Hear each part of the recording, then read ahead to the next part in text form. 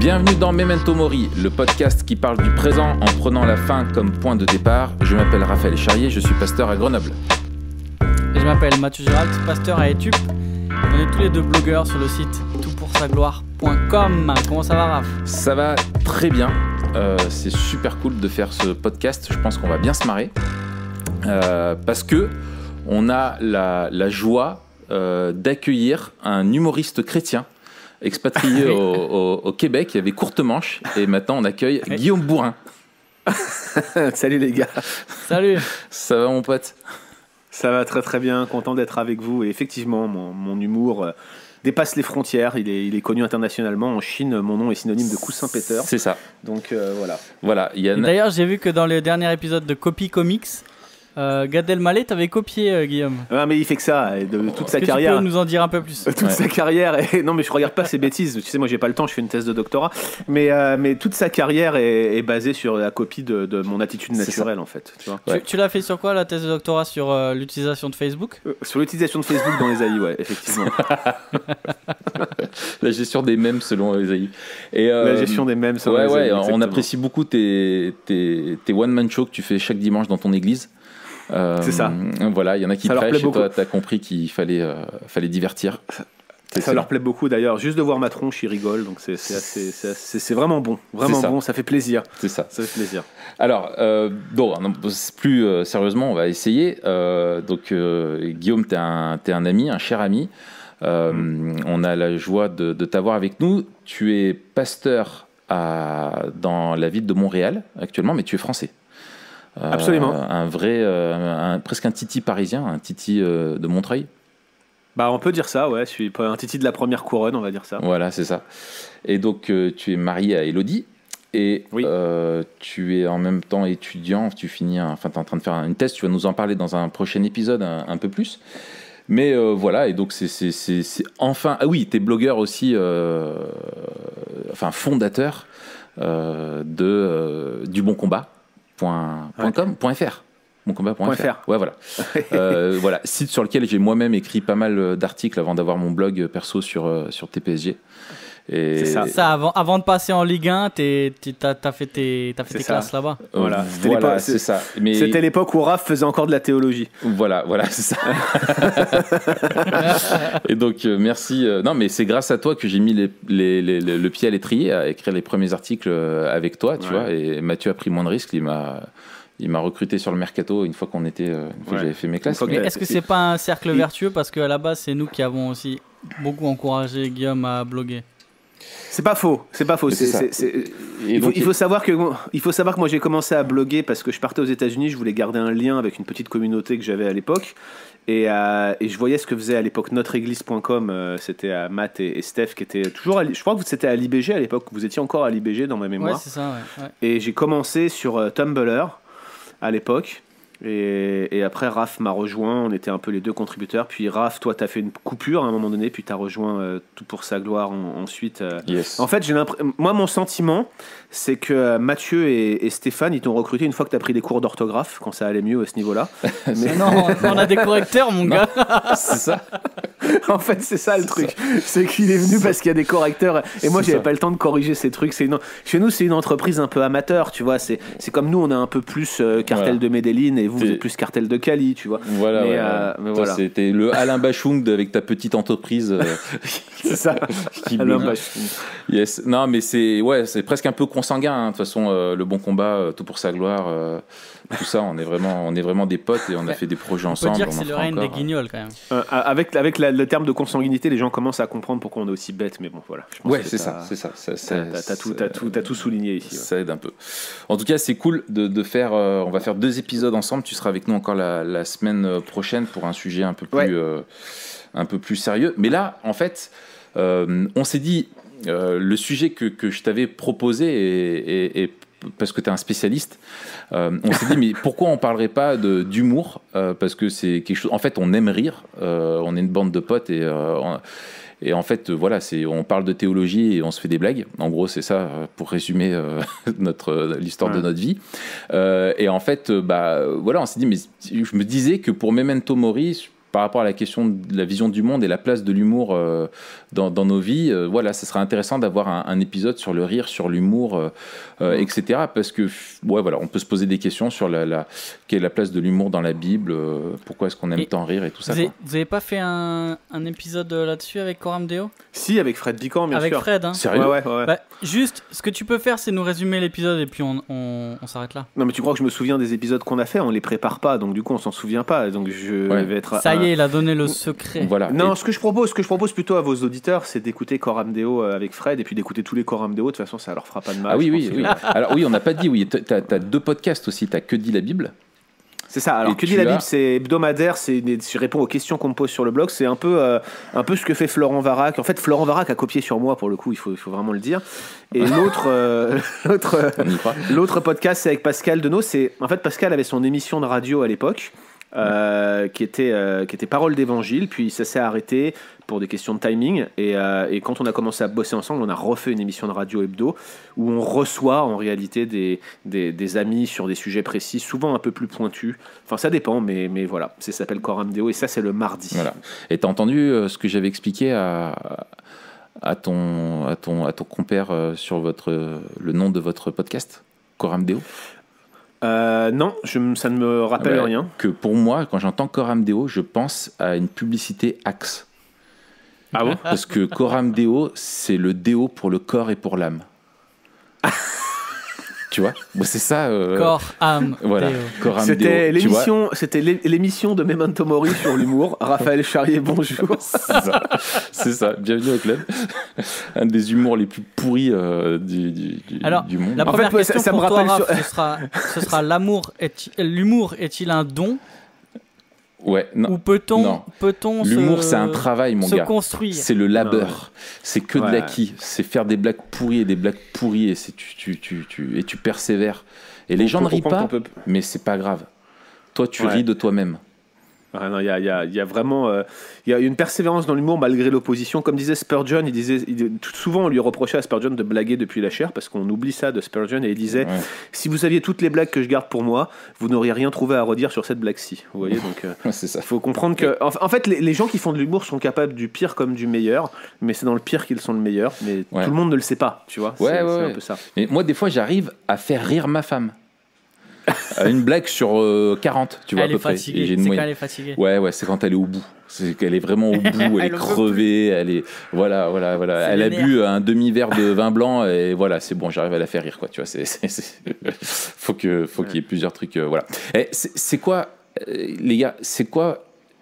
On a tous, je pense, des films, des humoristes qui nous ont marqués, qui ont façonné. Qu'est-ce qui vous a marqué, vous? Tiens, Guillaume, on commence par notre invité. Bah, moi, je suis plus vieux que vous de quelques années et je suis de l'époque Pierre Richard. Quand j'étais petit, là, je regardais Pierre Richard. Qu'est-ce que je pouvais rire de ces bêtises? Bien sûr, Louis de Funès. D'ailleurs, il y a un petit... On voit qu'il t'a influencé. Ah, il m'a vraiment influencé, Pierre Richard. Je pense que si j'avais plus de cheveux, ça se verrait encore plus, mais il m'a vraiment... c'est le chauve avec une chaussure noire. C'est ça. et également Louis de Funès. Pour moi, j'ai le souvenir de mon grand-père. Donc pour ceux qui le savent pas, moi, mon grand-père était juif en fait. Une partie de ma famille a d'ailleurs été décimée dans les camps de concentration. C'est beaucoup moins drôle pour le coup. Mais mon grand-père, lui, il avait beaucoup d'humour et Rabbi Jacob, c'était son film fétiche. Sur la communauté juive en France, ça le faisait rire à un point. Je sais pas si aujourd'hui, avec les standards qu'on a de relations intercommunautaires, on pourrait produire encore un film comme ça, parce que franchement, il se moque des cathos, il se moque des juifs, tout le monde en prend pour même un peu, tu vois, les Arabes sans cibler les musulmans, ils en prennent pour leur grade. Mais qu'est-ce qu'on rigolait en regardant ce film. Donc De Funès, pour moi, c'était vraiment drôle. Mais comme humoriste moderne, c'est vrai que j'aime bien Gad, il me fait vraiment rire, tu vois. Mais encore une fois, il faut être Gad pour faire du Gad, quoi. Tu peux pas être. C'est pas un humour. On est en train de prouver un peu le contraire, justement.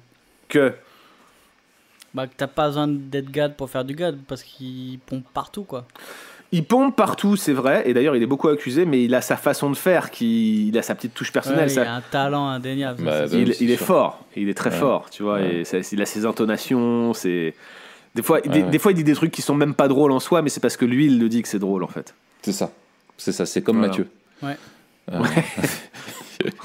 Il fait de la théologie et tu te marres, tu sais pas pourquoi. Donc voilà pour mes influences humoristiques, si tant est qu'elles m'ont influencé. Yes. Et toi, Matt? Écoute, moi, alors ce qui m'a marqué, c'était bien sûr plus jeune. Moi, je suis de la génération Robin des Bois, Eric et Ramzy. Ouais. Plutôt. Moi, j'avais beaucoup aimé la Tour Montparnasse infernale. Je l'ai vu, je sais pas combien de fois aussi ce film. Tu vois. Ah oui, moi, c'est vrai, je l'ai vu. Il y a des répliques que je connais par cœur. Ouais, ça m'a. Ouais. C'est donc plutôt un petit breton.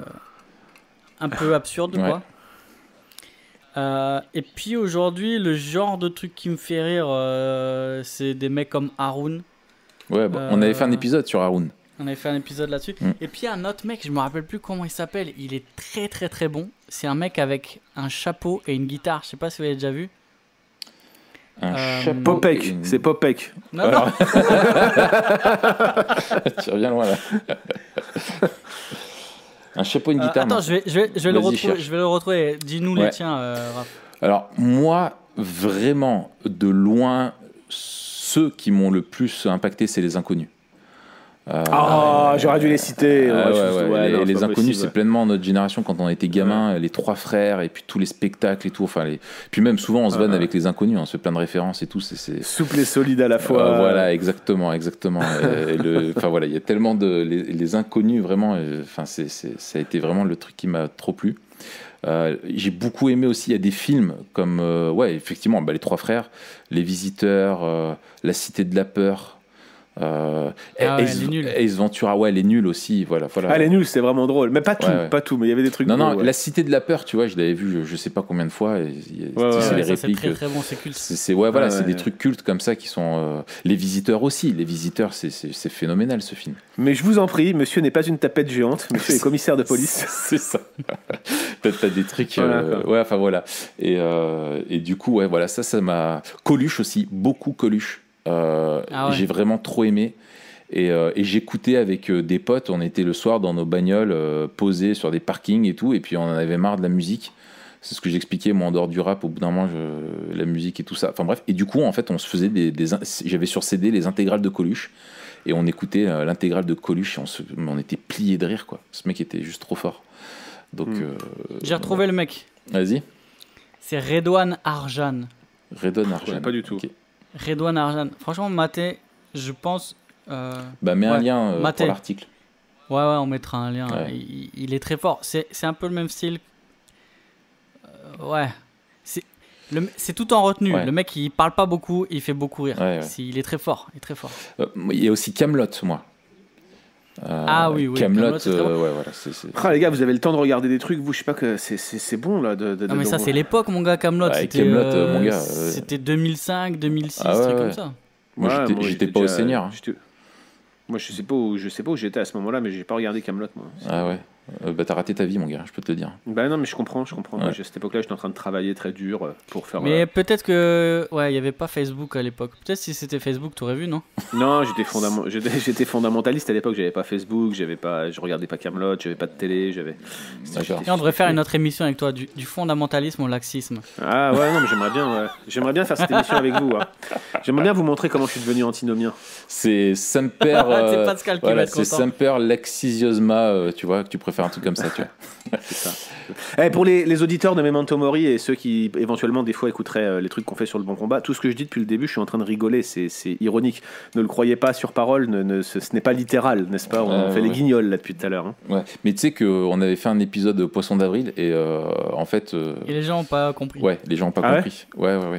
Et en fait, mais en fait, et puis nous, on est un peu naze parce qu'on l'a fait pour. Et en fait, il marche quand tu l'écoutes le 1er avril.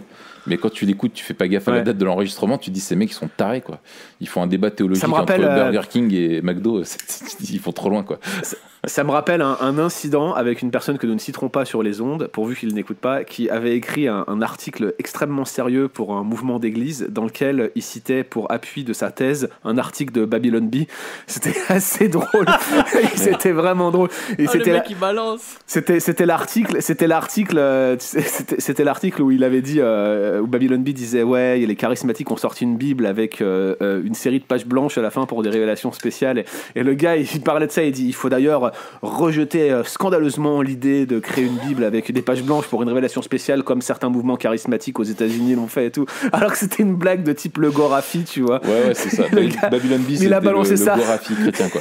Il a balancé ça à tout le monde de la association d'église, tout le monde l'a reçu, y compris certains membres de TPSG qui se sont empressés de relever l'erreur, n'est-ce pas? Mais c'était vraiment drôle. Ouais, c'est drôle, excellent. Ça arrive. Je pose la première question. Après une demi-heure d'émission. Première question. On fait péter un câble à Pascal, nous. Hein. Il devient dingue. Mais pourquoi est-ce qu'on aime rire, Guillaume? Pourquoi est-ce que tu aimes rire, toi? C'est une très bonne question et très sérieuse en réalité. Oui, mais complètement. Mais nous, on rigole pas ici. Hein. On n'a pas le temps. Hein. Non, on n'a pas que ça à faire. Ouais. Clairement, je vais vous dire pourquoi j'aime rire. Dans ma vie, je suis passé par des moments particulièrement difficiles, très durs, à un point tel que dans ma propre vie, et je vous le dis honnêtement, j'ai déjà eu des pensées suicidaires très fortes, vous voyez. Ouais. Et c'était dur à gérer. 2 choses, outre l'évangile, m'ont maintenu à flot. L'amitié, notamment avec vous les gars, et l'humour, le rire. Et je crois que, encore une fois, je vais citer Spurgeon, mais Spurgeon, il disait qu'un cœur léger peut porter de lourds fardeaux, et pour lui, ça signifiait que le rire, c'était comme un médicament pour l'âme, et c'est ce que j'ai expérimenté. Alors, j'aimais déjà rire avant, mon humour s'est quand même affiné, parce que j'étais un gros lourdingue, sachez que je m'appelle Guillaume Bourrin, je porte bien mon nom, mais il faut quand même souligner le fait que l'humour a été pour moi un soutien de ma vie, et dans les moments les plus difficiles, savoir qu'on pouvait rigoler un peu, prendre du temps, se déconnecter des problèmes et penser à autre chose ou à des choses drôles, ça a souvent été un médicament pour moi, pour mon âme. Donc ça, très sérieusement, je crois que l'humour est essentiel et que c'est une erreur fondamentale qu'au nom du christianisme, on en vienne à rejeter l'humour. J'ai connu des gens comme ça qui voulaient pas faire de blagues, qui pensaient que c'était malséant vis-à-vis de la vie chrétienne. Je pense qu'ils passaient à côté de quelque chose, notamment pour eux-mêmes, mais aussi parce que, on va le dire après, la Bible, elle encourage l'humour. Ouais, et c'est une bénédiction, quoi, de pouvoir. Absolument. Dans un monde déchu, l'humour est une grâce, quoi. Absolument. Et toi, Matt? Pareil. Je pense qu'il y a un lien intrinsèque entre l'humour et la joie. Oui. Rigoler, c'est partager à la fois dans la joie et dans l'humour, et souvent on exprime notre joie dans et par l'humour. Ouais. Je pense qu'on aime rire parce que quelque part ça nous rend heureux d'une certaine manière, même si c'est relatif, c'est réel. Et il y a un truc qui est aussi lié à l'imagination. Peut-être on parlera quand on parlera je sais pas si on parlera des mécaniques aussi de l'humour. Ouais. Qui est lié à l'imagination et au pouvoir aussi de l'humour. Et je pense qu'il y a des dimensions qui sont culturelles, qu'il y a des formes d'humour. Tu vois, on parle d'humour anglais, qui est très différent de l'humour français, qui est très différent de l'humour américain, qui est très différent de l'humour, j'imagine, sur le continent africain, tu vois, que je connais pas, ou alors sur le continent asiatique. Mais il y a des choses qui expriment une part de la culture, et je pense que même l'humour français, quelque part, c'est être français, et ça dit quelque chose de qui on est, tu vois. Oui. Fondamentalement, c'est dans notre identité. Il faut faire attention avec l'humour français quand même. Hein. Pour moi qui suis expat au Québec, je peux vous dire que des fois, on se rend pas compte, mais il est un peu, pas méchant, mais presque. Tu vois, les Québécois, ils ont vraiment du mal avec notre humour, où tu viens pas te vanner comme ça spontanément, dire des trucs durs comme on le fait. Hein. Nous, on aime bien l'humour noir, le sarcasme. On se bouscule les violents. On s'en rend même pas compte parce que c'est des éléments de notre culture, tu vois. Tu vas à l'étranger, tu bouscules les gens, ils comprennent pas. Et je pense que, comme pour nous trois qui nous sommes convertis pas tout jeunes quand on était enfant et quand on a grandi avec tes potes à traîner dehors et tout ça, l'humour aussi a une... Enfin, t'as une science de la vanne, quoi. Tu vois, que tu développes dans la rue, et en fait, quand tu pourris... C'est un art, voilà. Et en fait, quand tu pourris les autres, finalement, tu leur dis des mots doux, tu vois, mais version dans ta culture de la rue, où tu peux pas les dire que tu les apprécies, donc tu les casses, quoi. Moi, pour compléter ce que vous dites, je pense que vraiment, on aime rire, et moi, j'aime énormément rire, parce que, en fait, on est créé à l'image de Dieu. Et je pense qu'effectivement, Dieu, et c'est d'ailleurs dans 1 Timothée au chapitre 6, il en parle comme ça, Paul, il dit qu'il est le bienheureux, quoi, le seul souverain, le roi des rois, le seigneur des seigneurs, et que Dieu est profondément heureux, joyeux, et l'humour est au service du rire. C'est un mécanisme pour générer les rires. S'il n'y a pas de rire avec ton humour, ton humour il est pas bon, quoi, tu vois. Et en fait, il est au service du rire. T'es là pour rigoler. Et c'est Est-ce que tu es en train de... Non, tu parlais de toi. Tu parles pas là-dedans. Je t'interdis, mon gars. Je t'interdis. Fais pas ton français. Est-ce que tu es en train de réaliser quelque chose sur toi-même? Non. Est-ce que Memento Mori ferait l'office de la relation d'aide pour toi? C'est catharsique. Tu vois, c'est une thérapie, en fait. Tu vois. Et donc voilà. Et en fait, on fait des blagues pour se faire rire, quoi. En fait, Matt, toi, tu ris, mais t'as honte. T'as honte de mes blagues qui sont trop nulles. Mais en vrai, t'aimerais. Ah non, attends, c'est aussi ton podcast, Raph. Merci. T'es mon frère, t'es mon compagnon d'armes. Voilà. Jamais j'aurais alors, manifeste un peu plus de solidarité et marre-toi bien quand je rigole. Attends, le mec, il vient de parler des vannes entre potes pour se dire qu'on s'aime, et après il se plaint. Après, il se plaint. Mince, à chaque fois que je ris pas de toi, c'est pour te dire je t'aime. C'est nul. C'est nul, ça marche pas. Ouais. Non, mais ouais, enfin voilà. Moi, je pense, je trouve, en fait, que l'attribut de Dieu, de ce Dieu qui est joyeux, heureux, finalement, c'est quelque chose qu'on souligne très peu, alors que Dieu est profondément heureux, quoi. Parce qu'il est Dieu, il peut pas ne pas être heureux. C'est ça. Et je pense... Ah non, pardon. Vas-y, c'est ton podcast aussi. Non, mais c'est bon, tu regardes pas mes blagues, tu me coupes la parole et tout, bah vas-y. Hein, je suis désolé. Tu veux être le mal alpha, c'est ça? Vas-y. Oh, je sais qu'en face de toi, j'ai aucune chance, Raph. C'est ça, parce que je suis gros en plus. Non, parce que t'as une belle barbe. Ah ouais, c'est ça. Non, alors vas-y, dis-nous. J'avais fini en fait. D'accord.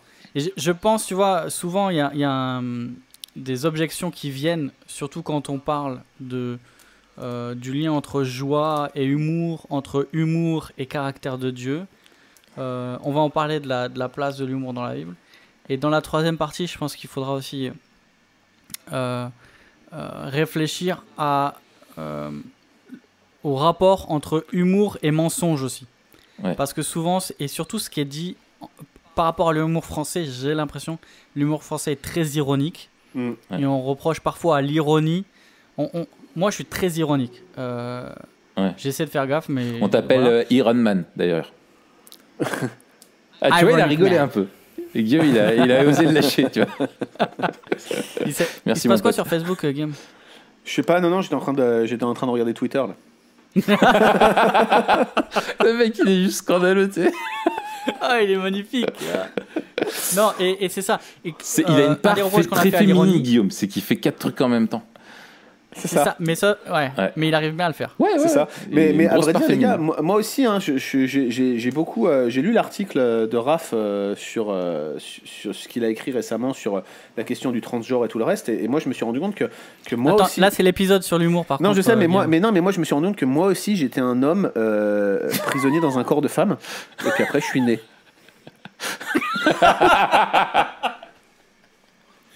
Excellent. Pas mal. Pas mal. Et à chaque fois, tu laisses suffisamment de temps pour qu'on l'oublie, cette blague. C'est une blague de Chuck Norris. C'est une blague, je l'ai pas. C'est Chuck Norris. Je crois que c'est vraiment lui qui l'a sorti en plus, tu vois. Sérieux. Enfin bref. Ah, mais il est génial. Ok. Ouais, et donc, du coup, avançons. Toi, Guillaume, qui est le bibliste de référence, c'est quoi la place de l'humour dans la Bible? Est-ce qu'il y a une place, est-ce qu'il y a de l'humour dans la Bible? Alors, il y a de l'ironie pour sûr, et Dieu, dans ses interactions avec les hommes, fait usage d'ironie, mais il y a aussi de la moquerie, pure et simple, pas de l'humour gentil, ça existe. Vous lisez, par exemple, les polémiques entre Dieu et Baal dans les cycles d'Élie et d'Élisée.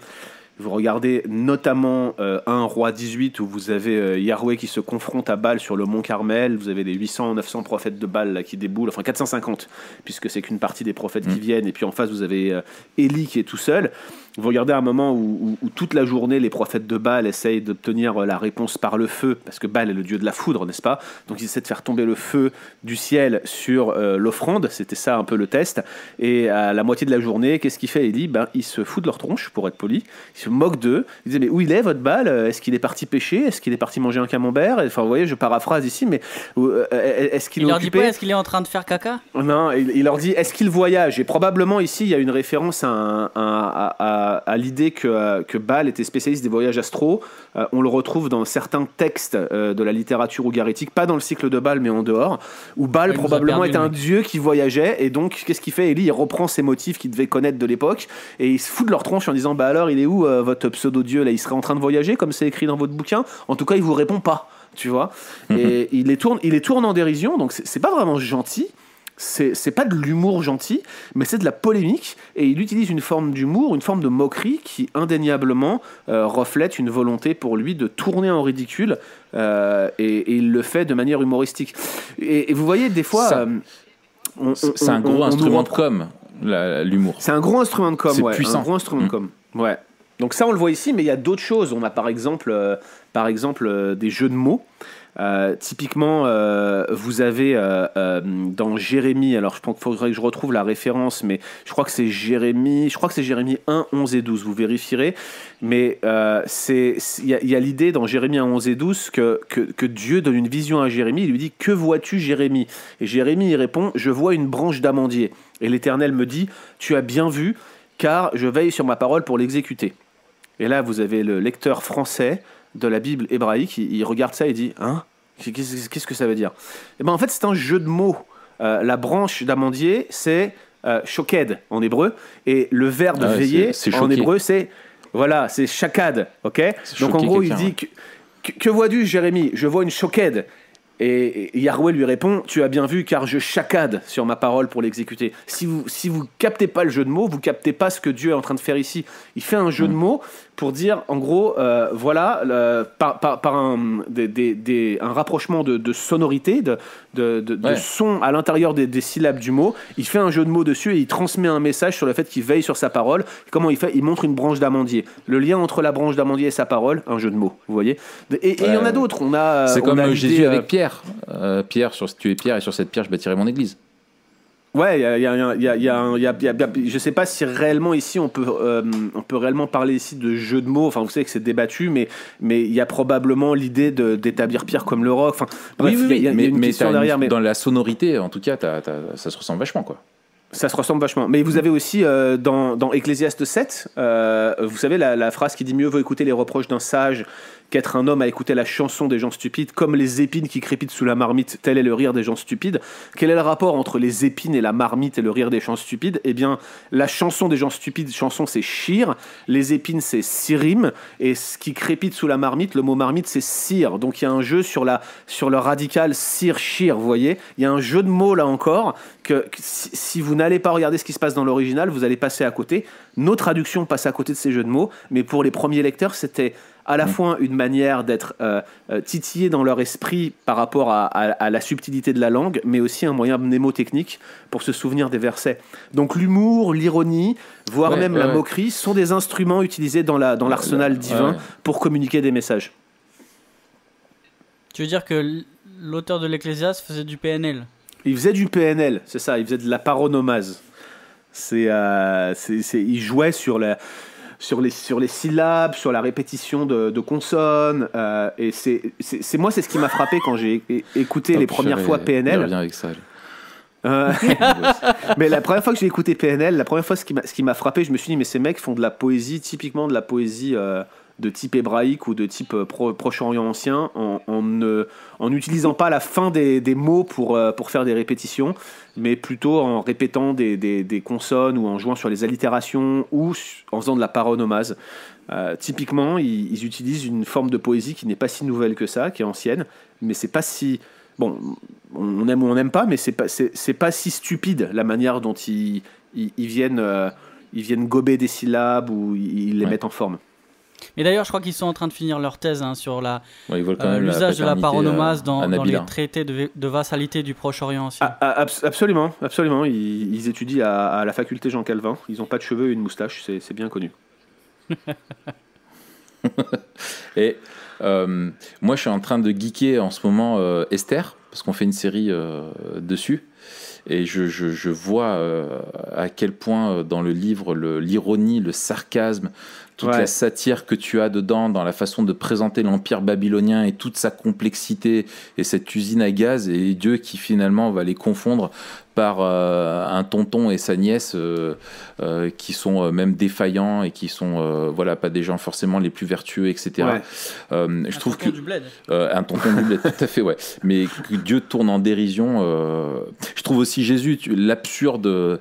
Je pense à Jean 9, quand il y a la guérison de l'aveugle-né, et face aux pharisiens qui sont aveuglés et qui veulent pas voir, et qui ils voient un miracle de quelqu'un qui est guéri, et ils se posent la question de est-ce que c'est le bon jour pour le faire. T'as des trucs comme ça où tu souris, quoi. Tu vois, tu souris. La progression de la narration dans Jean 9, elle est absolument impressionnante. Jusqu'au point culminant où c'est l'ancien aveugle qui leur dit lui-même: est-ce que vous aussi vous voulez être guéri par lui? C'est ça. Tellement il le presse de questions et tout, il est fume. Exactement. Il a perdu tout respect. Il a perdu tout respect envers les pharisiens. Il est en train de se rendre compte que leur école religieuse est le père, alors que Jésus est celui qui sauve. Tu vois. Donc l'humour est vraiment un instrument dans la narration elle-même, quoi. C'est clair. Carrément. Matt, tu voulais compléter? Ouais. Alors moi j'ai un exemple. Devine dans quel livre, Raph? Dans quel livre? Dans, je sais pas, dans la deuxième épître de Pierre ou la première? Dans la deuxième épître de Pierre. Bien vu. C'est le canon mathéen, ça, tu vois, c'est de Matthieu. Le canon giraltien, il est dans 2 Pierre. Le deuxième chapitre de Pierre, je pense que c'est un des chapitres les plus violents. C'est pas moi qui vais le prêcher, hein, Raph. Un des chapitres les plus violents de la Bible, et en même temps, il y a plein d'ironie dedans. Et notamment ce verset 19 là, qui est... tu sais, il leur promettent la liberté quand ils sont eux-mêmes esclaves de la corruption. Il y a un renversement de Pierre où il montre l'absurde, en fait. Et il y a plein de fois, et notamment dans les polémiques contre les faux docteurs, chez Paul aussi, que ce soit contre les faux docteurs ou alors on pense aux épîtres aux Corinthiens, mais ça c'est toi, Guillaume, qui maîtrise mieux, où Paul il utilise à fond l'ironie pour montrer l'absurdité du raisonnement et de la conduite des Corinthiens. L'exagération. Donc même dans la manière de les reprendre, il y a des ressorts humoristiques. C'est pas des blagues à proprement parler, mais c'est vraiment des ressorts humoristiques qui viennent appuyer ce qu'il dit. Ouais. Non, c'est vraiment intéressant que tu soulignes Corinthiens, parce que même la manière dont ils se moquent de leurs prétentions, c'est absolument... Je veux dire, c'est délicieux, limite, quoi. Les Corinthiens, probablement, niaient la résurrection, avaient le même problème qu'à Éphèse, c'est ce que je pense. Ils avaient ce qu'on appelle une eschatologie réalisée. Autrement dit, ils pensaient que la résurrection était déjà arrivée et qu'en gros, ils pouvaient vivre la vie qu'ils voulaient. En quelque sorte, ils vivaient déjà la nouvelle naissance en mangeant comme des porcs, en buvant de l'alcool, en couchant à droite à gauche. Pour eux, c'était ça, la vie chrétienne normale, vous voyez. Et en fait, ils affirmaient qu'ils régnaient déjà, qu'ils étaient en train de régner avec Christ. Et Paul, il leur dit, déjà, vous êtes riches, déjà, vous avez commencé à régner. Oh, puissions-nous, nous aussi, régner avec vous, tu vois. Ils se moquent d'eux en disant, en gros, vous êtes déjà arrivés, les gars, nous, on est derrière. En fait, on sait pas où vous étiez, vous pouvez nous dire où est la place, qu'on vous rejoigne. Ils tournent leurs prétentions en ironie, et c'est assez drôle, en réalité. Ah non, c'est génial. Ouais. Et... Après, qu'est-ce que vous répondriez, les gars, à l'argument un peu qui se veut massu et qui revient à chaque fois qu'on parle de l'humour, de ceux qui disent qu'un chrétien ne peut pas rire parce qu'on n'a aucun exemple de Jésus qui rit? C'est une bonne remarque, mais le problème de ce genre de raisonnement, c'est qu'il se fonde sur un argument du silence. On a une seule mention que Jésus a pleuré. Est-ce que ça veut dire qu'il faut pleurer tout le temps? Je veux dire, c'est le genre de raisonnement qui tiennent pas la route. D'autre part, je vais vous dire franchement, je comprends ce qu'ils disent là. Comme je le disais en début de cette émission, j'étais beaucoup plus strict dans ma vie chrétienne au début de ma conversion. Ça vient aussi... Tu t'es vraiment relâché, mon gars. Je me suis détendu, j'ai acheté une chaise longue. À ton point de vue. Je me laisse aller, ok? Non, sans rigoler. Tes jeans se sont détendus aussi. Les miens aussi, d'ailleurs. Non, mais je pense que voilà, j'allais dire, faut pas. Le mien aussi. Faudrait pas, les gars, que vous commenciez à faire une généralité de vos expériences personnelles. C'est là où on devient, c'est du charismatisme à ce niveau-là. Non, mais je vais te voir. Ce que je voulais vous dire, c'est que quand je me suis converti, je pouvais pas imaginer que les chrétiens pleurent lors des enterrements ou même rigolent. C'était trop sérieux pour moi. Et il y a deux choses qui m'ont amené à changer de point de vue. C'est pas cool, ceci dit, de rigoler aux enterrements. Non, c'est sûr, et c'est pas du tout non plus ce que je prétendais faire. Mais moi, je me souviens d'avoir vu, dans l'intervalle, juste après ma conversion, ou pas longtemps après, j'ai vu Le Nom de la Rose. Pour ceux qui n'ont jamais vu le film, c'est tiré d'un livre d'Umberto Eco. Ouais. Et avec Sean Connery. Avec Sean Connery, absolument. Et toute l'intrigue tourne autour d'un livre d'Aristote qui promeut le rire. Et le rire, là je suis un peu de spoiler, mais le rire... le rire vient pervertir la vie chrétienne. Et je me suis dit, mais c'est des grands malades de penser ça. Et en fait, j'ai vu le film Jésus, vous savez, le film qui a été distribué en évangélisation un peu partout dans les années 2000 là.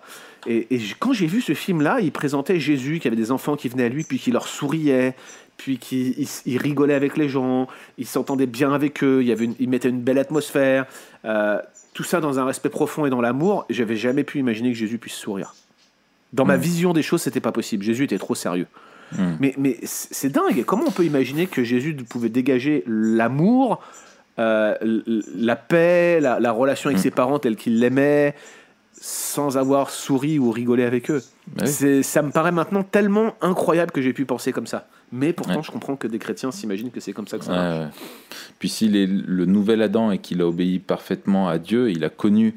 J'avais écrit un article là-dessus, où moi je suis convaincu que Jésus a souffert plus qu'aucun homme sur terre, parce qu'il a connu la croix, mais qu'il a aussi été plus heureux à certains égards qu'aucun homme sur terre depuis Adam, parce qu'il a connu la joie d'une vie sans péché, il a connu la joie de l'innocence devant le Père, il a connu la joie de la communion avec le Père, de vivre comme étant rempli de l'Esprit, etc. Et en fait, Jésus était aussi... c'est quelque chose qui... Le texte ne te dit pas « il rigole », alors Jésus rigola, mais tu peux tout à fait le déduire théologiquement, et même étant le Fils de Dieu, et ça fait partie des attributs de Dieu, Jésus était heureux. Maintenant, le but des auteurs, des évangélistes, n'est pas de nous montrer tout l'ensemble du panel des émotions que Jésus a connues. Il y a plein d'autres émotions humaines qui ne sont pas exprimées dans les évangiles, que pourtant Jésus a dû connaître. Il a éprouvé la vie humaine en tout point de vue comme nous, quoi. Donc je veux dire, c'est absurde. Ouais. Mais peut-être que c'était une blague, les gens qui disaient ça, après, Matt. Pardon ? Peut-être qu'ils te faisaient une blague, ceux qui te disaient ça. Je pense pas. Non, j'ai déjà entendu ça. Mais c'est vrai que souvent, c'est plutôt avancé par des gens qui ont entendu ça, qui sont assez perplexes, parce qu'ils n'arrivent pas à voir pratiquement déjà comment on peut vivre sans humour. Et donc là, on a une composante essentielle d'évaluation des visions du monde, comme on fait. Non, bien sûr, ouais. Il y a la dimension pratique. Si une vision du monde n'est pas vivable, on doit se demander, est-ce que c'est notre corruption qui nous fait vouloir cette chose-là, ou est-ce qu'au contraire, ça fait partie de notre création d'image de Dieu, auquel cas, il faut définir pourquoi on peut rire et de quoi on peut rire. Et je pense que c'est ça aussi, tu vois, moi je pense au texte de Ephésiens 5, et je fais une petite dédicace à Franck, avec ce terme-là qu'il a lui-même pris de Dominique, dédicace à Dominique, dans son cours sur Ephésiens. Ah oui, bouffonnerie. C'est le passage dans Ephésiens 5 qui dit, à partir du verset 3, que la débauche, ni aucune impureté, ni la cupidité ne soit pas même nommée parmi vous, ainsi qu'il convient à des saints. Qu'on n'entende ni paroles grossières, ni propos insensés ou équivoques, choses qui sont contraires à la bienséance. Qu'on entende plutôt des actions de grâce. Et des fois, c'est rendu par paroles déshonnêtes, propos insensés ou plaisanteries. Ouais. Mais il me semble ici que le contexte, c'est celui de paroles qui ne conviennent pas à des saints, et notamment dans le contexte de la débauche sexuelle. De la pureté, bien sûr. Pour moi, c'est des plaisanteries qui sont inconvenantes à des saints, Et donc, ce serait des blagues grasses, si je pourrais. Qui peuvent être une occasion de chute par les choses qu'elles évoquent. C'est ça. Et il me semble que là. Donc, si tu évoques la calvitie de Guillaume, ça peut être une occasion de chute pour beaucoup de personnes. Ouais, mais justement. C'est biblique. Il est pur. Ouais. Mais justement, moi, je m'en sers d'un jeu de mots pour faire croire à tout le monde que je suis pas quelqu'un qui a de la calvitie. Je suis pas calvinique. Voilà, je me sers. Les gens, ils confondent entre calviniste et calvitie, puis ils voient que du feu, en fait. C'est un enfumage. C'est ça. Ouais. Non, mais je pense qu'à ces gens-là, on peut aussi leur répondre que Jésus lui-même fait des jeux de mots, que les auteurs inspirés font des jeux de mots. Par exemple, dans Jean 3, vous pourrez creuser le sujet si vous voulez. On a un article sur notre blog. L'emploi du mot anothen, ça peut signifier une nouvelle fois ou d'en haut. Donc quand Jésus parle de naître d'en haut, en fait Nicodème il comprend rien, il comprend une nouvelle fois, mais Jésus en fait lui parle de manière alambiquée pour l'amener à s'interroger, mais apparemment pas pour se dévoiler direct. C'est aussi de la même manière qu'il utilisait les paraboles. Et vous avez un jeu de mots classique sur la souffrance, donc vous voyez quand même qu'ils vont loin dans l'usage de jeux de mots, mais un des jugements classiques en grec, c'est le jeu de mots entre émathène et épathen, qui signifient respectivement apprendre et souffrir. Il a appris, émathène, par les choses qu'il a souffert, épathen. Vous voyez ? Donc il y a des jeux de mots qui sont utilisés ici et là, qui sont aussi des moyens mnémotechniques. Hein. N'oubliez pas que ça aide à la mémorisation.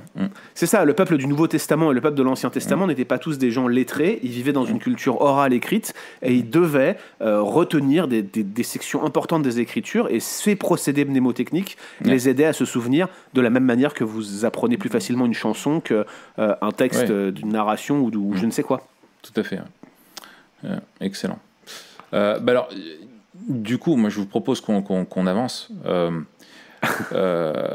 Comment est-ce qu'on peut vivre l'humour ? Parce qu'il y a vraiment des questionnements qui vont avec l'humour. Et très souvent, ça fait... tu penses encore, il n'y a pas longtemps, je pense, il y a plusieurs gars qui se sont fait virer dans les médias pour des blagues, je crois que c'était comment il s'appelle cet animateur qui à la base d'ailleurs était un humoriste, Tex, qui avait fait une blague sur une femme battue et qui du coup s'est fait virer parce que c'était en plein scandale Balance ton porc, Harvey Weinstein et tout ça.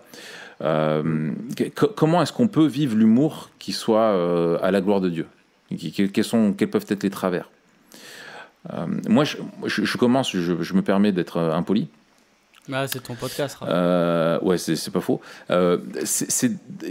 Pour moi, la théologie biblique m'aide. C'est-à-dire que je pense qu'on peut se dire, si on se rappelle qu'on est créé à l'image de Dieu et que donc on est créé pour éprouver la joie, pour rire, et donc l'humour a sa place dans notre humanité telle qu'elle est créée, et que la chute bien sûr est là, et que la chute du coup en fait elle pervertit tout, et elle pervertit aussi également notre humour, et en fait l'humour peut, au lieu d'être une bénédiction pour les autres, peut être une malédiction, et tu peux faire de l'humour aux dépens d'une personne ou vraiment pour faire mal, dans une intention qui est vraiment celle de blesser quoi. Mais elle peut être aussi un moyen, comme on le voit dans les Écritures, de faire prendre conscience, d'amener à la réflexion ou de confronter. Et on le voit encore aujourd'hui. Par exemple, tu as plein d'humoristes qui vont critiquer les politiques. Un humoriste va pouvoir soulever une aberration ou un contresens ou une hypocrisie qu'il y a par exemple chez les politiques, bien mieux que par un discours philosophique sur la vertu et l'éthique, etc. Donc ça peut devenir un levier pour confronter aussi, par exemple, le péché. Mais ça peut être aussi un outil pour blesser, faire du mal et maudire quoi. Et que en fait la finalité de l'humour tel que le chrétien doit chercher à l'avoir aussi, c'est bien sûr de rire, bien sûr, mais aussi de chercher à rire sans maudire. Et c'est là où nous, notre vision, elle peut être différente de cette liberté, de cette vision en tout cas pour moi, de cette vision de la liberté absolue en disant mais non, on a le droit de rire de tout, donc on le fait, et peu importe ce que ça va générer chez l'autre, c'est lui qui n'a pas compris la position philosophique quoi. C'est ça, ouais. Voilà un peu mon avis. Et moi, je trouve que, alors, j'aime beaucoup l'absurde pour plusieurs raisons. Déjà, je trouve que ça rend assez compte à la fois d'un de nos travers qui est le cynisme.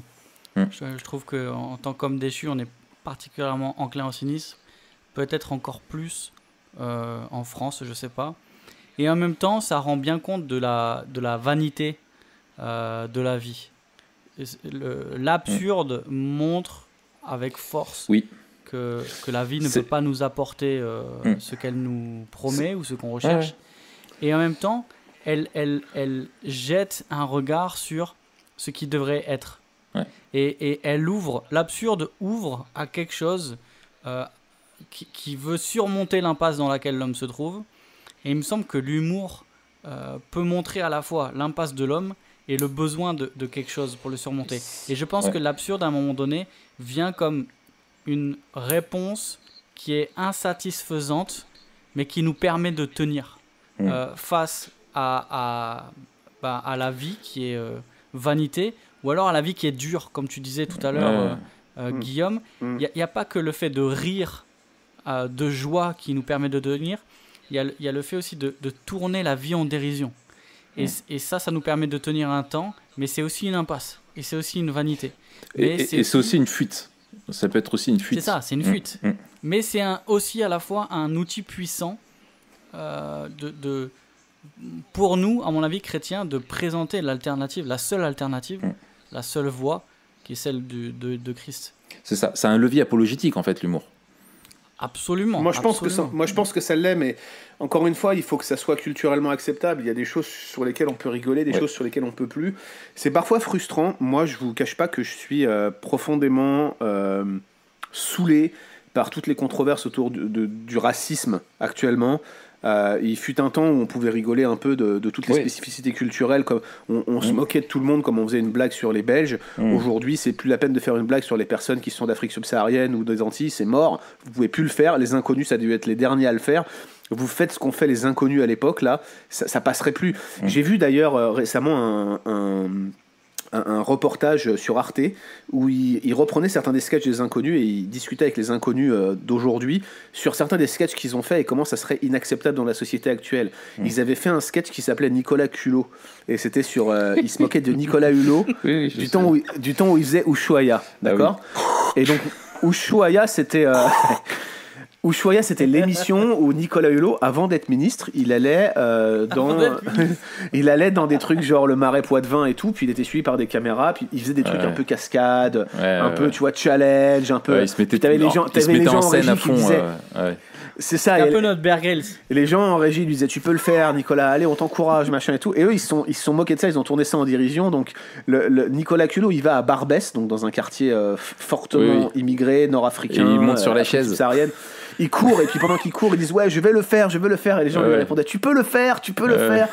Et puis il arrive en fait devant Tati, qui est le magasin emblématique à Barbès. Il monte sur une chaise et il crie ouais, rentrez chez vous les noirs et les bougnoules. Il crie ça. Et après il court, tu vois. Non, c'est pire que ça. Il dit à mort les noirs et les bougnoules.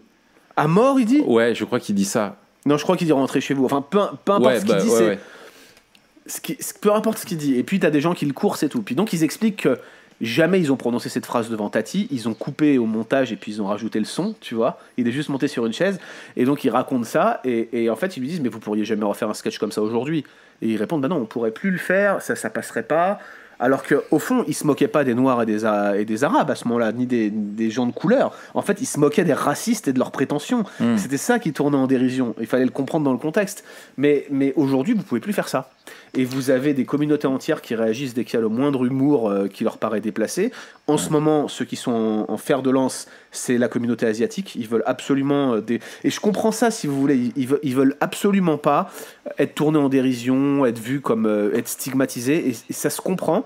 Donc aujourd'hui, il est évident que culturellement, vous ne pouvez plus faire de blagues qui impliqueraient des ethnies ou même... J'ai même envie de vous dire, évitez les blagues sur les Belges. Bientôt, ça va être ça va être la prochaine étape, tu vois. Mais moi, je pense qu'il y a une évolution dans la société qui est de plus en plus susceptible et irritée, et même fragile et morcelée, communautarisée, et où tout le monde s'insurge pour tout et n'importe quoi, et les réseaux sociaux sont vraiment un catalyseur extraordinaire pour ça.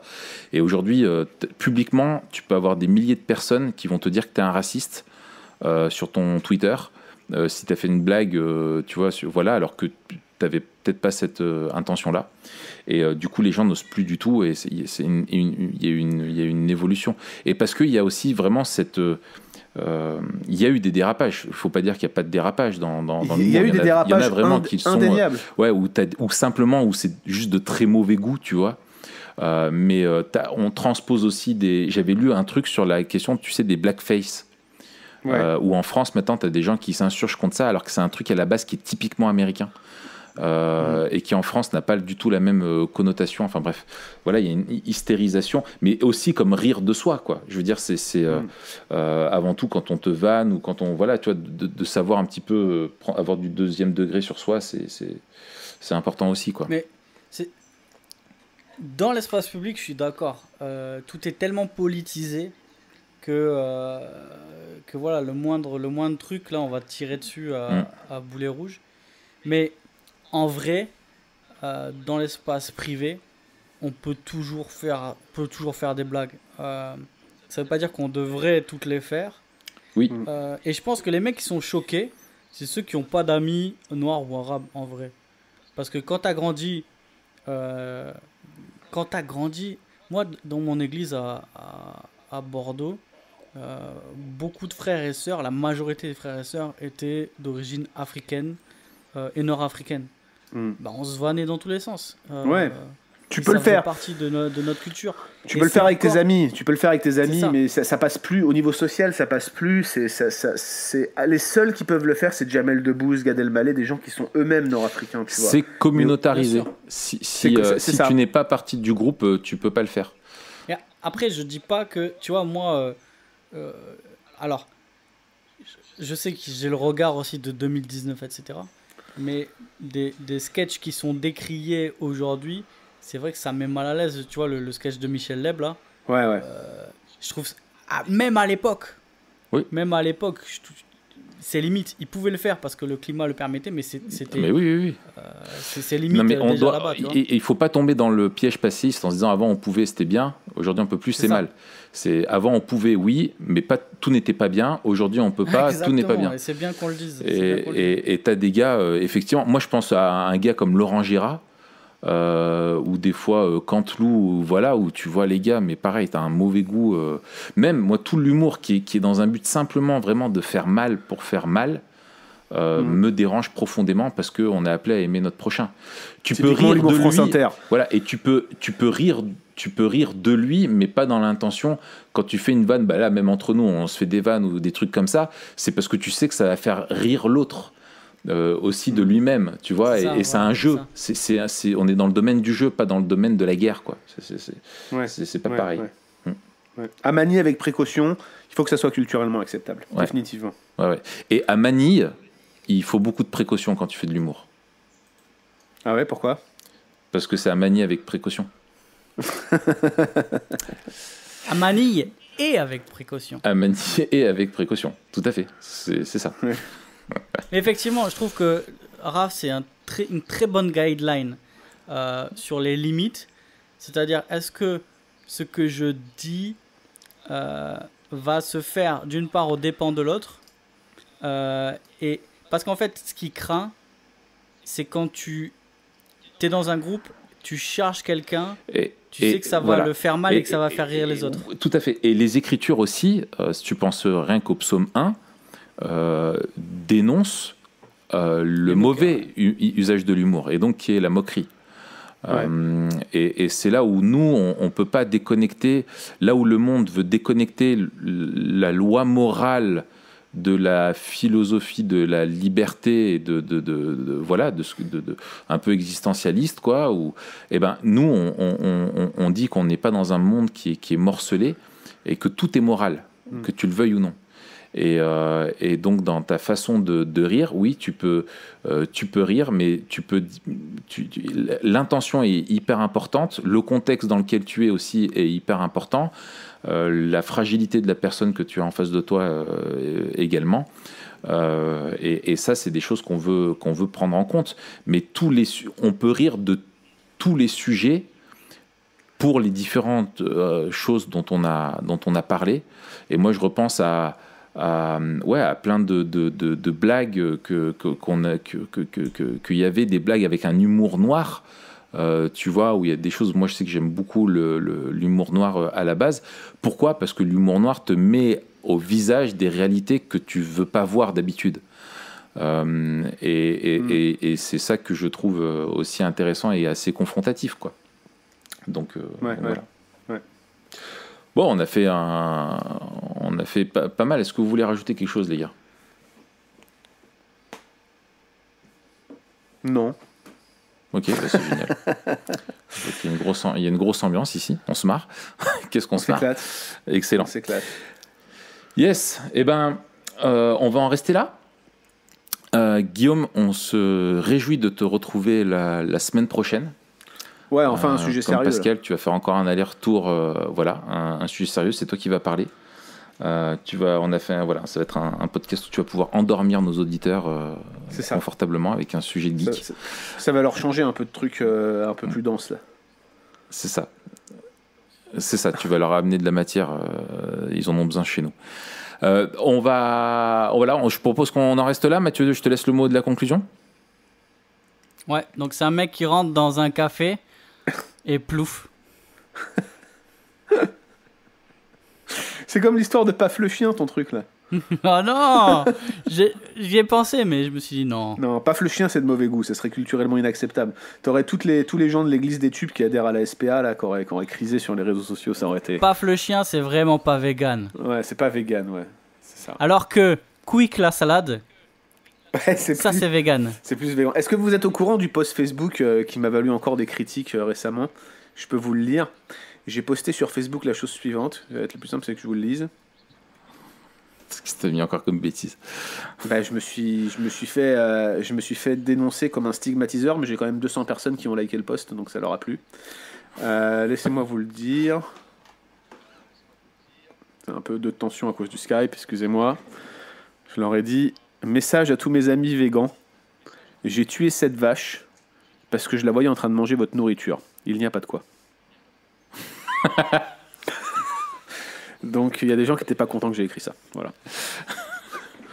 Excellent. On a fait un épisode sur le véganisme. Et vous avez dit quoi écoute, voilà, on a fait un épisode sur le véganisme. Vous avez dit. On a parlé de barbecue la moitié du temps. C'est vrai, vous avez parlé de barbecue en fait. Est-ce que vous avez donné le sens de l'expression mort aux vaches ou pas? Non, on a cité la vision de Pierre quand il lui a dit tu es mange et nous on a dit on obéit quoi. Tu vois. Non mais c'est une métonymie pour désigner des... Non, je suis désolé, c'est les quadrupèdes et les reptiles et tout, c'est une métonymie pour désigner différentes sortes d'herbes. Vous n'y êtes pas du tout, les gars. Ah oui, c'est vrai. Ouais, c'est ça, tout à fait, t'as raison. C'est ça. C'est une métaphore. Exactement, c'est de la botanique. C'est ça. Très bien. Eh ben, les amis, on se retrouve la semaine prochaine ? Yes. À la semaine prochaine. En attendant, n'oubliez pas de mettre 6 étoiles sur iTunes. Excellent. Et puis à la semaine prochaine, Guillaume. Salut.